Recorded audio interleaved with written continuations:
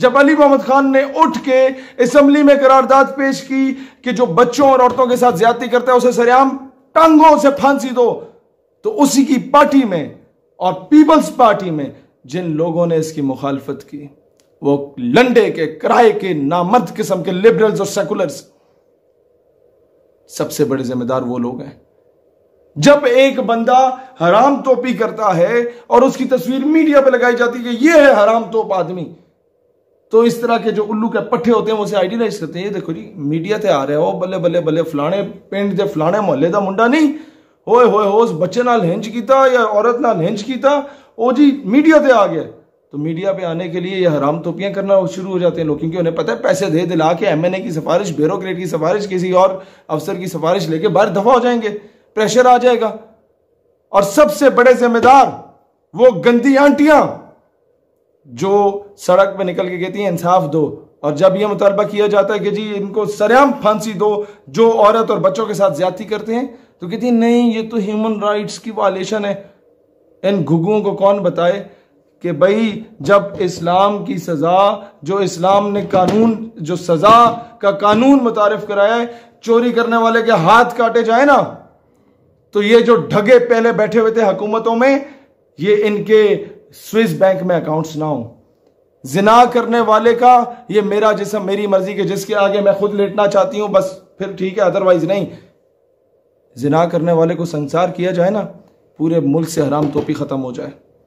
ज्यादती करने वाले को सरेआम फांसी दी जाए ना, तो इस मुल्क का बच्चा बच्चियां, इस मुल्क की माँ बहन बीवी बेटी महफूज रहेंगे। ये है इस्लाम। लेकिन इस्लाम को फॉलो कब किया, इंप्लीमेंट कब किया तुम लोगों ने? सबसे बड़ा इस मुल्क के साथ फ्रॉड ये हुआ है कि जिस बेस पे इस्लाम की बेस पे इस मुल्क को बनाया गया, उस इस्लाम को निकालने की कोशिश की जा रही है, उस निजाम को निकालने की कोशिश की जा रही है, तभी जाके ये वाकयात रूनुमा हो रहे हैं इस मुल्क में। एक खातून जो कि लाहौर मोटरवे से जा रही थी, उनको गाड़ी को रोका गया या गाड़ी खराब हुई, और जो केस अभी सामने आया वो तो यही है कि लोग आए, गाड़ी का शीशा तोड़ा और उनके बच्चों के सामने उस औरत के साथ ज्यादती की गई। इसमें 3-4 एस्पेक्ट्स आते हैं। मैं नहीं जानता वो खातून कौन थी, क्या करती थी, लेकिन ये केसेस क्यों होते हैं? ये केसेस इसलिए होते हैं कि अंग्रेजी की एक टर्मिनोलॉजी है, justice delayed is justice denied. जब वक्त पे इंसाफ नहीं मिलता तो ये कुछ होता है। क्यों? आप भूल गए हैं कि वजीर आजम ने कहा था मैं बाहर मुल्क के दौरे से वापस आके साहिवाल में बच्चों के सामने उसके बाप को शहीद करने वाले पुलिस एहलकार या जो भी सिक्योरिटी एहलकार थे उनको कैफिर किरदार तक पहुंचाऊंगा। पहुंचे नहीं। वादे किए गए, लारे लगाए गए, इस कौम को धोखे में रखा गया और कहा गया कि नकीबुल्लाह महसूद के कातिलों को कैफिर किरदार तक पहुंचाया जाएगा। पहुंचाया गया नहीं। नतीजे में क्या हुआ? एक पूरी तहरीक खैबर पख्तूनख्वा में उठ गई, जिसको फॉरेन मीडिया और एंटी पाकिस्तान एलिमेंट्स ने मिस यूज करने की कोशिश की, एक्सप्लॉइट करने की कोशिश की। हम जहां कश्मीर की बात करते वहां वो अपने टाउट्स को बलोचिस्तान इशू की सूरत में या फिर इस इशू की सूरत में लेके सामने आ जाते। हमारे पास काउंटर नैरेटिव ही ना हो, क्योंकि ये जो ढगे बैठे हुए पॉलिसी मेकर्स, इनके पास कुछ है ही नहीं। इन्हें कुछ नहीं पता हमने खालिस्तान में क्या करना है, तेलंगाना में क्या करना है, असम में क्या करना है। इंसाफ क्या मिला? इंसाफ मिला, हाँ, आसिया मलूनों को आउट ऑफ नोवेयर मुल्क से बाहर दफा कर दिया गया। नहीं मिला इंसाफ तो 16 साल जिस पे सियासत की, उस आफिया सिद्दीकी को आज तक इंसाफ नहीं मिला। 2 साल हो गए रियासत मदीना के अमीरुल मोमिनीन से पूछो ना उसके वर्करों कि कौम की बेटी वापस क्यों नहीं आई, उसके नाम को बेचा। तुम लोग क्या समझते हो? औरतों की नंगी नंगी रानें दिखाने के बगैर तो तुम लोगों के वो साबन के और शैम्पू के वो इश्तिहार नहीं चलते। नीम बरहना हालत में जब तक तुम औरत को किसी बिल बोर्ड पे ना लगाओ, तुम लोगों के 3G और 4G के ऐड नहीं चलते।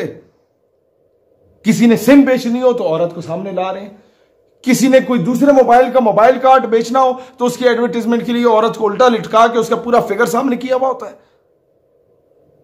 किसी ने प्राइवेट स्कूल में अगर अपने बच्चों को भेजना है तो कई इस तरह के OA लेवल्स के स्कूल हैं जिन्होंने बच्चियों के वो सिर्फ फ्रॉक पहनी होती है, नीचे कुछ भी नहीं पहना हुआ होता है, कितनी सी वो अंडरवेयर दी हुई होती है कि जो ड्राइवर बैटमैन या जो बंदा वहां से गुजरा उन्हें लेने आए या लेके जाए, अगर उसमें वो हया का एलिमेंट ना हो या उनका अंकल चाचा मामा कोई आए तो उसकी जहन में क्या खलासत जाए। ये निजाम हम पे इंपोज किया जा रहा है और पूरे मुल्क की एलीट उनके बच्चे वहां पढ़ रहे हैं। और एलीट से ही तो ये सारा स्टेटस बनता है, क्योंकि एलीट क्लास जो करेगी वो नंगी फिरेगी, तो हमारी कौम के जितने भी गए गुजरे लोग हैं वो उन्हीं के पीछे नंगे फिरेंगे।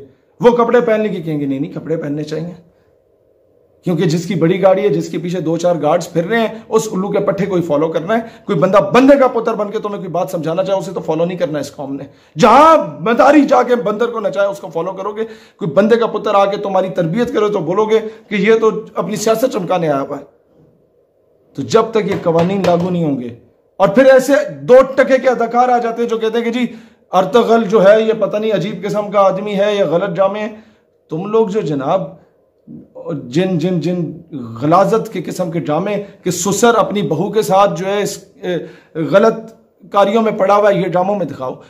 तुम अपने ड्रामों में दिखाओ कि कंदील बलोच तो बड़ी अच्छी खातून थी, वो तो जिस्म फरोशी करती थी अपने माँ बाप का पेट पालने के लिए। भाई उल्लू के पठो, ये भी तो दिखा सकते थे कि वो आटा गूंडा करती थी, वो सिलाई मशीन लगाती थी ताकि उससे कमाती और अपने या झाड़ू पोछा मारती और अपने माँ बाप को खिला पिला देती। तुम लोग कौम की बेटियों को क्या सिखा रहे हो कि माँ बाप के पास अगर पैसे नहीं है तो जाके अपना जिस्म बेच के आओ? क्या आइडियलाइज कराया जा रहा है इस कौम को? सिंड्रेला पढ़ाई जा रही है कि माँ बाप से छुप के शहजादे के साथ भाग गई, या एक चाय के इश्तिहार में यह दिखाया जाता है कि जनाब माँ बाप से छुप के किस तरीके से बॉयफ्रेंड से मिलना, और माँ बाप देखते हैं कि जी ये पकड़ी गई बेटी तो मुस्कुरा रहे होते, खैर कोई बचा कोई बात नहीं, तुम्हारी मंगनी करा देते हैं। इन चीजों को आइडियलाइज कराया जा रहा है। किस तरह एक शख्स अपनी बेगम की बहन के साथ नाजायज ताल्लुकात इस्तेवार कर रहा होता है, ड्रामों में सिखाया जा रहा है। और फिर सोशल मीडिया पे हम लोग जब बात करते हैं पाकिस्तान में इस्लामिक आइडियोलॉजी के दिफा की, हमारे अकाउंट्स को ब्लैक लिस्ट में डाल दिया जाता है। और नीम भराना हालत में आके औरतें जिनके बाप किसी दौर में जाके वो तवाइफों के अड्डे पे जाके तवाइफों को नचा के उनके ऊपर वेलें डालते थे ना, उनकी औलादें जब आके वो औरतें जो टिकटॉक पे नाच रही होती हैं, उन पे तो कभी तुम लोगों ने ब्लैक लिस्ट में नहीं डाला कि ये फहाशी मचा रही हैं। ये निज़ाम जब तक इस तरह तब्दील नहीं होता, फ्लॉ इस निज़ाम का है। सरेआम फांसी दो ना, 2,000 को फांसियां दो, इस तरह के इस मुल्क से सारी फहाशी खत्म होगी।